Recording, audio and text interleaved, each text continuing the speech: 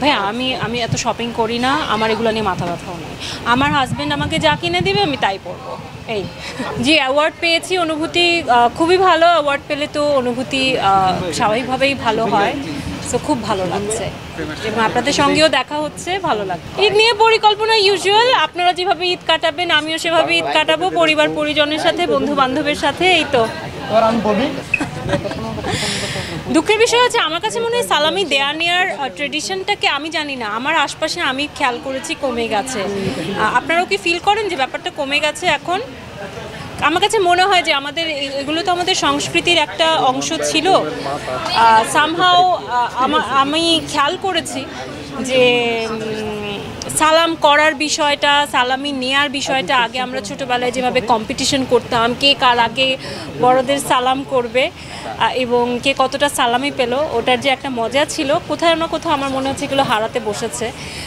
So আমাদের উচিত আমাদের নিজস্ব এই যে মজার বিষয়গুলো, সংস্কৃতিগুলো, এগুলোকে ধরে রাখা। সো যেহেতু কেউ সালাম করে না, সো সালামি দেয়া হয় না। আর আমার নিজেরও সালামি নেওয়ার বয়সটা মনে হয় চলে গেছে, তো সালামি পাওয়াও হয় না।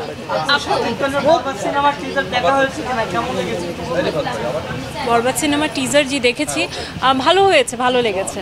কোন মুভিটা আগে দেখবেন হলে গিয়ে, যদি 3টা টিকিট দেওয়া হয় আপনাকে, জঙ্গলি, বরবাদ এবং দাগি? যেই টিকেটের মানে যে টিকিটটা আগে পাবো এবং যেটার সময় আগে হবে, তিনটাই যদি একসাথে দেওয়া হয় কোনটা আগে যাবে?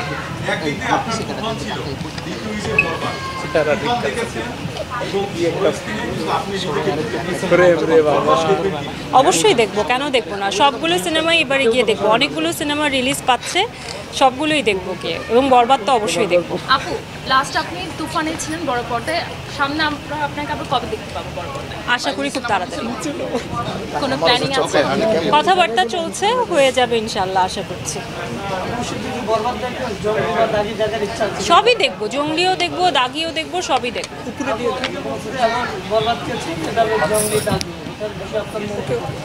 আমি তো এরকম কিছু শুনি নাই, জানিও না।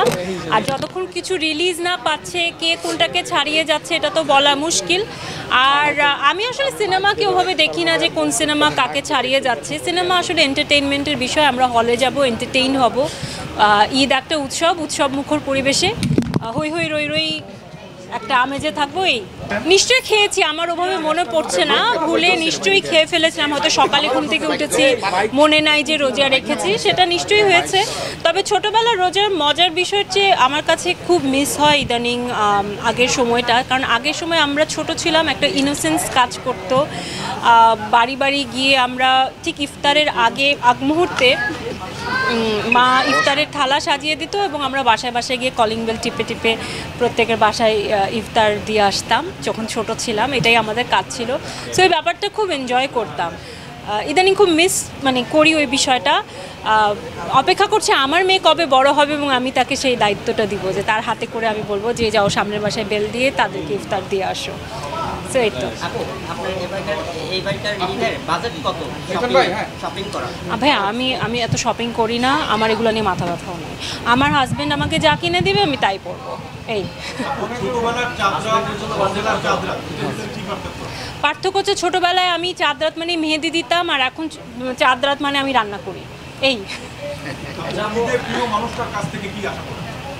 ঈদে প্রিয় মানুষের কাছ থেকে কি আশা করি? বড় একটা সালামি, যদি আমার সালাম করতে মনে থাকে।